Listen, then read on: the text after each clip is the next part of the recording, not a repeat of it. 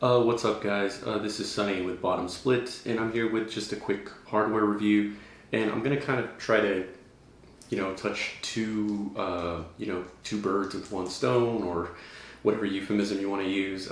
Two birds with one stone kind of sounds messed up from a bird's perspective, but just let me get away with it for now.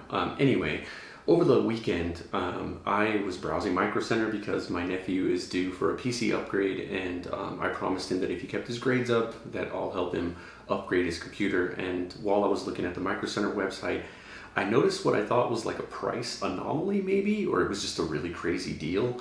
I saw a deal on the Tony Kanaan bundle, and for those of you who are unfamiliar with Tony Kanaan or what's going on at Microcenter, Tony Kanaan is a indie racer. In particular, he won the Indy Series, I believe, back in 2004, and then he won the Indy 500 in 2012. And of course, most people are familiar with Formula One drivers, but Tony Kanaan is a pretty prominent figure in the racing community, and he's a very good racer, and he actually streams on YouTube. So if you want to see him competing, he does GT3, he does Formula 3, Formula 2, he does, of course, Formula 1, Indy Series as well, stock car racing. He does like almost everything, and he's really big, not only into sim racing, but into the store Microcenter.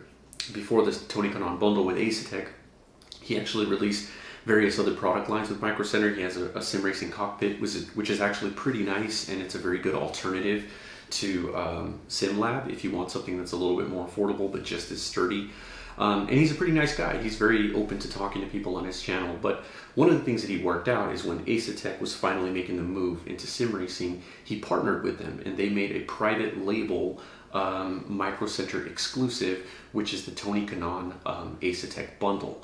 And it comes with a direct drive wheelbase, it comes with the Formula steering wheel, and it comes with load cell pedals. That's a throttle and brake combination. Now, the entire bundle has an MSRP of $1,899, and a lot of people will be quick to point out that that's really expensive compared to the Asetek La Prima bundle, which is $1,400, give or take, directly through Asetek. But that price of MSRP is kind of like, saying, I'm trying to think of an analogy where somebody gives some ridiculous price for something, but it's not really what it actually costs. Because Microcenter is at this point, it's almost like a weekly thing that they put this thing on sale for much cheaper than $18.99. The first time that I saw this bundle and encountered it at Microcenter's website, like right when it came out, it was already discounted to $11.99, which is already $200 less than the La Prima bundle. And not even a couple months later, it went on sale for $9.99, and a lot of people were scooping them up for that price. It got to a point where Microcenter was sold out for the wheelbase for quite a few weeks. They restocked, and then the price dropped yet again. Now, the thing about this bundle is that compared to the La Prima bundle, yes, it does have the same 12 newton meters of torque, and at first glance, you look at the steering wheel and you think it's exactly the same as the La Prima steering wheel. It's not, but I'm going to get into that later. And the pedals look exactly the same, but they have just the green and yellow accents from, I'm assuming, the Brazilian flag, since Tony Kanaan is from Brazil. But you might think, why am I going to get this if the La Prima bundle is, either the same price or almost the same price? Well, the truth is, this steering wheel is actually more like the Forte steering wheel. You see, not only does it have much more thumb encoders than the La Prima wheel does, but it actually supports the DRS paddles and the clutch paddles on the back, which the La Prima steering wheel doesn't. This wheelbase also has the 5 USB hub, which is on the Forte wheelbase. So even though it's only 12 newton meters of torque, I'm skipping over myself there, even though it's only 12 newton meters of torque, it has more USB ports. So if the additional USB ports is the reason why you wanted the Forte bundle or the Forte wheelbase, you don't need to make that upgrade right away. But for all other intents and purposes, this is 100% an Asetek setup. You can upgrade the wheelbase just like you can the La Prima wheelbase. You can upgrade the steering wheel. I've already proven that by buying the clutch paddles and the DRS paddles and adding them on. It doesn't have a limited PCB. You can add the clutch pedal to the pedal setup. You can upgrade these pedals to the Invicta or Forte series with the hydraulic add-ons or the dampeners and all that additional stuff. So essentially what you're getting is a La Prima bundle with a Forte steering wheel and more USB ports for $1,000 whenever it's on sale. Now, $1,000 is a crazy deal for this piece of hardware, but over the weekend, it was $309.99. Yeah, this entire direct drive setup bundle was $310 at Microcenter for a couple of hours on Friday. Now, of course, I bought it right away because Microcenter doesn't require you to pay at the time that you make a reservation. You make a reservation, you've locked in the price, which is another great thing about Microcenter, is that when they make a mistake on the price, it's their bad, but they honor the price once you make the reservation. It's really awesome. I went ahead and bought the extended warranty because I know it's profit for them and I trust that this hardware is never going to fail. But if they're going to take that much of a loss on this hardware, I'm at least going to get them the extended warranty so that they get a little bit of profit. And it's good peace of mind for me because if something does happen, I just take it in and get a replacement. But it's really awesome that they do that because I can tell you right now, I've had firsthand experience with other retail vendors, and if they make an error on their price, they don't care if you drove 2 hours or 3 hours. They're going to charge you the real price. And if you tell them, I'm never going to shop here again, I don't care, they're just going to tell you to kick rocks. And I know that because I've worked at those companies that do that. I'm not going to name drop them because I don't want to get copyright flagged or whatever, but the other big box electronic stores would absolutely not care if you saw the price on the website. You could bring them screenshots, you could do whatever, unless you buy it and they don't notice the price until after you've already paid and they've given you the merchandise. That's it. You're just whatever. They're going to make the price correction, and then, if you decide to move on, you decide to move on. But with Microcenter, they honored the price. So this entire bundle, 12 Newton meter direct drive wheelbase, and not some cheap, eBay off-brand thing. This is like the real deal. This has SemiCube hardware inside of it. A steering wheel with this crazy amount of functions, a load cell setup that has a very stiff brake pedal, and is all metal construction for the same price that it would cost you to get like a G923. And even the G923 was like $399, I think, when it came out. So this is actually technically cheaper than that. This is the price of like a G923 when Logitech claims that it's on sale. So kind of not a fair fight against this that I'm going to compare it to, but because it was only a lightning sale and I don't think a lot of people were able to get it for that price, I'm going to go off the actual sale price that they corrected it to, which was $800 for the bundle. What I think happened was, if you add up all the individual components, it would have added up to $800, but they kept the percentage discount or the dollar discount, and that's what caused it to be discounted to $309.99 inside of the shopping cart, because the wheelbase was like $199, the steering wheel was like $99.99. It was just some crazy, like, massive discount on the parts. I think it was $199 for each thing, and then when you add them all up, it discounted them to $310. But I think what it was supposed to do is go up, like from $18.99, discounted to $800. So I think that's what happened. But either way, I got this set for $310. And yeah, just keep an eye on Microcenter, and maybe you'll get lucky. I will tell you that this bundle goes on sale all the time, and Microcenter is a really great vendor. Now, let's get into the comparison. Since I have both these setups here, I thought it would be good to tell you guys, how does a Logitech Pro Wheel bundle compare to the Tony Kanaan bundle? And this comparison could apply to the Asetek La Prima, but not directly because the steering wheel is different. The USB ports don't really matter that much, so the force feedback is applicable to the La Prima bundle. So some parts of this are applicable to the La Prima bundle, but like basically Logitech Pro Wheel versus Asetek entry-level bundle, which is better? How do they compare? So let's start out with sort of like the on-the-box features. So I'm going to look at the website for this, and with the Pro Racing Wheel bundle, as of now, if you want to get it with console support, you get it with the steering wheel included, so the wheelbase and the steering wheel. So everything I'm reading off here is the wheelbase and the steering wheel, but this wheelbase has 11 Newton meters of torque. The actual specifications of it, like slew rate or any of those aspects of it, or how many degrees of accuracy it has, like what the encoder is, how many bits, that stuff is not public information because Logitech is more of like a big box company, so they're not really going to share that information. But the steering wheel, you've got two magnetic shifters on the back. They're decent, they're passable. They're just basically a piece of like sheet aluminum that's like molded to like this shape. They don't have a separate shifter paddle that can be adjusted or changed. And then they've got 2 analog clutches, also metallic, on the back. The steering wheel itself has 3, 6, 8, 10 push buttons with the PlayStation button down at the bottom. I don't know what that does on a computer yet, but I didn't press that button on the computer. They've got 1 rotary encoder here, 1 thumb encoder here, and they both have a push button on the encoders themselves. And then they have this 4-direction hat switch. Not very exciting from an input perspective, but you know, this is the steering wheel. It does come with a quick release, and just like the Asetek, the quick release has a USB port that's nested inside of it. I can confirm that the USB pins on this are the push style. The pins actually push in if you press on them, which means that it's safer from a perspective of it's not going to break on you.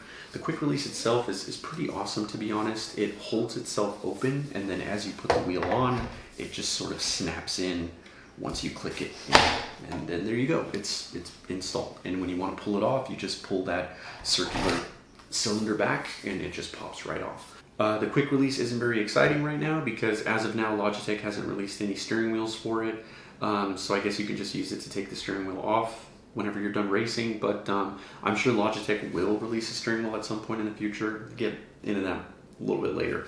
It does come with a pedal set. I don't have that up here because it's mounted on my cockpit and it takes a lot more space than these pedals do. The entire Logitech setup takes just a lot more space, but the pedal set has a clutch pedal. It has a load cell, it has a kit that comes with it, which is nice. It comes with additional springs to adjust the stiffness of the throttle and the clutch, and it comes with additional elastomers, and it even comes with the grease that you can use for the pedals. And they're nicely inside of this little bottle so that you don't have to use them once and then throw it away.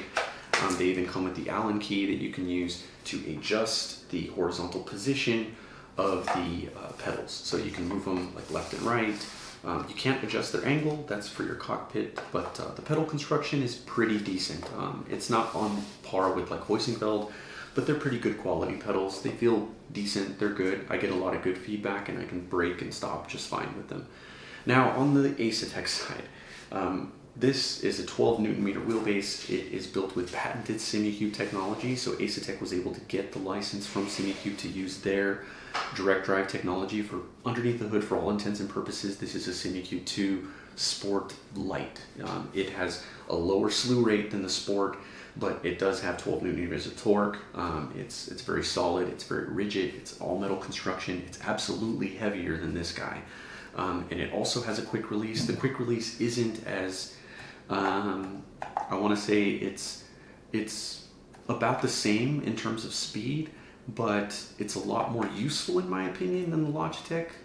For one, they've already released a button plate that has different wheels that you can attach to it, and they even have a universal quick release that you can attach to other steering wheels, and that universal quick release has a USB port in it, so you can basically make USB wheels wireless by winding them around the quick release, which is pretty awesome. The quick release itself requires a little more effort than the Logitech does. You don't just snap it on, but it's pretty easy. You just, when you're installing it, you can just drop it on top and it'll just slide on into place. And when you want to pop it off, you just pull this tab and then lift it off. It is super easy to use. It's one of the easiest quick releases for like the more industrial quick wheelbases that I've used. The SimiCube 2 quick release is not as easy as this. None of the more like VRS or any of those, the QR2 or what is it, the QR by Bushnick or whatever, none of those are as easy to use as this quick release. It's fantastic. The bundle comes with this Formula steering wheel, which has more inputs than I can count. It has 6 thumb encoders. It has 3 rotary encoders with just really solid. It has 2 7-function funky switches. Both of these funky switches have 4-direction hat, increment, decrement, and a push button. It's amazing. They even have toggle switches, and they have LEDs, and the LEDs are responsive to the button presses. If you press a button, the LED that's above that button will change color, and you can control the on and off color of the entire setup. This wheel is basically a Forte in spirit because it has the Forte PCB inside of it, but it has the La Prima front plate. So it doesn't have the carbon front, but everything else about it is basically a Forte steering wheel, which means it has flag LEDs for when you turn on your pit limiter or when you're inside the pit lane or anything like that. And it has a very detailed RPM lights. This steering wheel is very impressive for a Formula or GT3 style. On the back side, you can add DRS paddles, you can add clutch paddles. You could make an entire video just about this steering wheel. What else am I going to say? The pedals, fantastic construction, very solid, very rigid. Unfortunately, you can't control the horizontal distance of them, and they can't be mounted freely. So that is honestly kind of a miss in my opinion. Again, I'll get into that later. The load cell on this is fantastic. Changing out the elastomers is very easy. The pedals are upright, which means you can mount your pedal plate flat, which increases the rigidity of it, and still have that Formula or GT3 style pedal face. Now, these pedals are awesome for another reason. Asetek has said that you can upgrade them and make them compatible with Forte or Invicta parts. So at some point in the future, you're going to be able to add on to this bundle. Logitech, whenever they do announce their ecosystem, I'm sure it will be okay, but you're probably not going to be able to do stuff like upgrade the torque or add additional paddles to the steering wheel. What you see is what you get when it comes to Logitech. Now that I've given you all the out-of-the-box specs, how do they compare to each other? Well, let's start with the pros and the cons. The pros of the Logitech bundle: console compatibility, hands down. You already know that. Out of the box, it's compatible with PlayStation and PC. Secondly, what else is good about it? The pedals have the ability to be adjusted horizontally. The other cool thing about it is that on the face of the screen, you're able to adjust the force feedback settings. You press this small button at the front, and you're able to see the force feedback settings. You scroll down, you can change which settings are there, and you can update them on the fly, and then they're saved, and you can even save the additional profiles while you're there. Other pro about it, it comes out of the box with clutch paddles. You can adjust the bite on them, you can adjust what they do, you can do everything. These pedals can also be used for acceleration and braking, whatever you want to do. I do like the finish of the steering wheel. It's got a leather compound on it. It feels really good in my hands. And what can I say? I mean, it's compatible with PlayStation. The other major con, I would say, the pro for this bundle compared to the Asetek is, in my opinion, it's easier to mount the Logitech than it is the Asetek. For one, the bottom of the Logitech wheelbase has standard mounting position holes, which is a lifesaver because your cockpit probably has mounting holes that line up with these already. If you're using an ASR cockpit, something from Track Racer, something from SimLab, something from GT Omega, I've already confirmed with those cockpits that this wheelbase just bolts right up, just like Fanatec. So it's very easy to mount. The other big pro about this setup is that it's very easy to use out of the box. I had to make very little adjustments to it.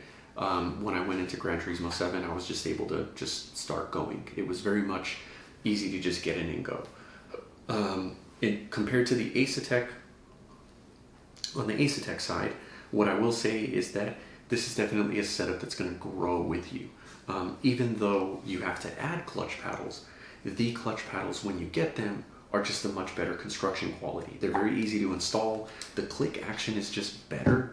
It's a very solid, like, kind of thud. It's not too loud, it's not too obnoxious. Like this, compared to that, I definitely prefer this. This is kind of, if you shift a lot, it's going to be annoying. This sound is very, it's very subtle, it's very, I don't know, like, it's tolerable, it's not an offensive sound. So the quality is really good. They use magnets, and I have to say that, like, the installation is super easy. You just get the paddles, you line them up with these slots here, you put them in, and then you just tighten up one screw, and then that's it. They also have an Allen key to adjust, like, how far spread out the shifters are, which you can't adjust that. You can't take that level of adjustment with the Logitech wheel. With the Asetek, you can. You can put them further away or closer to the back, depending on your finger size. I think it's really cool. One con that some people say is they say that the wheel is ugly. Like I don't really care what my wheel looks like. What I care about is function and ergonomics. And for me, with my hand size, I mean, I'm 5'6", 5'6.5" on a good day, but with my hand size, I feel like everything just lines up perfectly. The thumb encoders are in an easy place to reach here, and even down here, you just move a little bit. Everything is in an easy to reach position. A lot of detail went into the ergonomics here. You know, they work with Kevin Magnussen, Formula One driver, so they've got a good idea on ergonomics, and they adjust the shifters the right way, that the quick release doesn't get in the way of anything. I just think that this is a very well designed steering wheel. It looks very similar to the Williams Formula One wheel. Very much like this steering wheel. The wheelbase, I have to say, I'm not a big fan of. Yeah, looks. I said that stuff about the steering wheel, not caring about what it looks like. This steering wheel looks kind of okay. For one, they have this like split down the length of it, where you can tell that it was cast together. I feel like the Asetek SimSports logo looks kind of cheaply done. The quick release is amazing. I love the quick release. It's very solid, it's very sturdy, and this plastic cover, it actually goes over it. So if you front mount it, you put this plastic cover there, it keeps dust from getting inside of the drive shaft. So that's very nice. It uses USB-C, which is great. Logitech doesn't use USB-C. I don't understand. Well, actually, you know what? It kind of makes sense because Logitech is super slow. They probably started working on this thing 15 years ago when USB-C didn't exist, and the USB port's probably one of the first things that they engineered. That's my joke, my jab at Logitech. More are going to come later, but this wheelbase uses USB-C, which is fantastic. This one uses micro USB, which sucks. But anyway, the other con about the Asetek is I don't like the mounting. I know some people are going to say, "Oh, get over it. Like it's easy. You just have to drill holes or whatever." But I don't like that. First of all, it has these loose T-nuts inside here, and the big problem with this is that even if you drill the holes in your wheel deck, like while you're trying to mount this, these things are going to slide forward and back, and you're going to be like trying to line them up underneath. And even if you get them lined up, as soon as you try to put the wheelbase on the wheel deck in order to install them, they're going to move around, and then you're going to have to line them up again. It's really, really difficult. What I found I had to do was like hold the screw up, and then with one hand holding this thing, which is really heavy, I had to hold it like this, and then slowly drop it down while the screw was sticking up on the wheel deck. It was very difficult, and I didn't enjoy it at all. I scratched the first one that I had of these that was on my wheel deck. That's one that I sold to somebody else. I scratched the bottom of it a little bit because I was lifting it and then dropping it down and then getting the screws lined up. It wasn't fun. I don't know if they made it that difficult because they want you to buy their mounting hardware, but I didn't enjoy it at all. In the future, what I would probably do is take the wheel deck off of my cockpit, flip this thing upside down, and then line them up with the wheel deck while it's like on top like here, and then it's super easy to do. You just put them where you want them to, and then you just mount the whole thing to your cockpit with, you know, your wheel plate. But if you have one of those SimLab really heavy like wheel decks, that's going to be a very difficult operation. Not to mention the fact that you're going to have to get an aluminum cutting drill bit and drill holes into your wheel deck because they don't use standard mounting holes on this. They are 87 millimeters apart from each other, so they don't line up with the four square distance holes that are on wheel decks. It's not fun. So that's one big con of this setup. The second big con is that the pedals don't allow horizontal positioning. I touched on this a little bit earlier, but that's another con. I'm not a big fan of the way that you can't adjust the horizontal spacing of the pedals. Everything else about the pedals is awesome. I just feel like I don't understand how they missed this one. You can adjust the pedal faces themselves, but not enough to actually make them like the brake and the throttle further apart from each other. So if you wanted that Formula One style where you have the pedals like here, kind of like this distance apart from each other, you're not going to be able to do that very easily with these pedals because they don't support that level of adjustment. So not cool. But one area that these pedals are better than the Logitech pedals is the placement of the USB port. Asetek smartly thought ahead, and they put the pedals, the USB port on the top of the deck. On Logitech, not only is it, no surprises, micro USB, but it's on the bottom of the pedals, which means you have to connect it and then route it and do all that stuff with it before you put your pedals on your cockpit, which is a mistake if you're some guy that I know. I'm not going to say who he is, but some guy that I know that didn't look ahead, and he mounted his pedals and then he had to spend 20 minutes getting them disconnected and off the pedal deck again, and then installing the USB cable and mounting them back up. So that guy's really dumb. Not me, but whoever that guy was. In terms of other pros, I would say what's a wash is the accessories that they come with. The Logitech accessories, they also come with additional springs, they come with the elastomers, they come with the grease. Asetek, on the other hand, their grease comes in a little packet, which looks kind of, it's lube inside of a packet. It looks like something that you'd get outside of a club by some promoter. Like, hey man, check out our new Sim Sports lubrication. Here's a sample. Like, you can't reuse this. Once you open it up again, you open it up, like, I mean, it's going to be exposed to air. You're going to have to do that weird thing where you twist the corners or something to get it to close up. They only give you 2 packs, so yeah, like, use it sparingly. I'm sure you could get some petroleum jelly or something to use, but Logitech, they thought much better on this. They gave you like this cool, like, little, it's like a little bottle with like a twist cap on it, and you just get it out like that and you can use it directly. So definitely I like Logitech there, and they also include an illustration inside of the box for these, so you know where everything goes. It's really nice. I like this kit. Asetek, I mean, the big advantage is that they include the USB cables. They also include all like the relevant hardware. They include T-nuts, which are really nice ones. They're the ones that you could slip in through the slot. You don't have to slide them in from the channels at the end of the aluminum profile. You can actually put these in to the channels themselves and then push them in. And they include the M6 bolts, and they even include washers, which is really, really awesome. They also include an elastomer. They also include the Allen keys, and they also include a zip tie to make your cables nice. And USB-C cable, because they know that it's 2023 and those are the cables that you include. Until wireless like sim racing hardware becomes a thing, it's nice that they included that. They also include a very nice pack of really, really awesome stickers, and they even include the tweezers to install the stickers. I mean, they thought of everything except for the horizontal spacing on the pedals. How could you? You've got decals that work with the LED lights. The shape of the decals lines up with the LED lights. When you put the decals on, they perfectly color the LED lights, and they're transparent, so the light shines through the decals.